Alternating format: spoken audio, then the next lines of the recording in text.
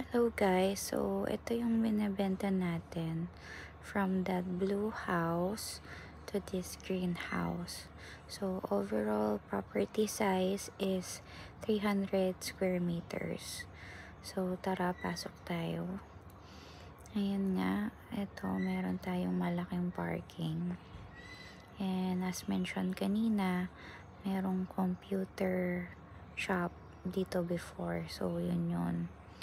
Tapos eto, parang single detached house. Pero nakalock siya. Kaya ipapakita ko siya later.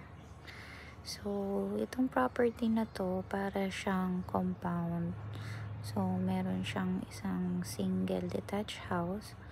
At meron ding parang tatlong bahay na magkakatabi. So, eto nga yun.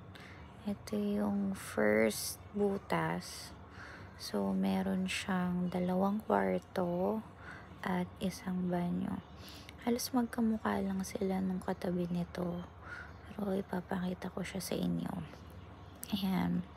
So, ito nga yung CR. Tapos, yung sala. Tapos, ito yung sinasabi ko sa inyong kamukha niya. Ayan, 2 bedroom din. Tsaka isang sala. At isang banyo.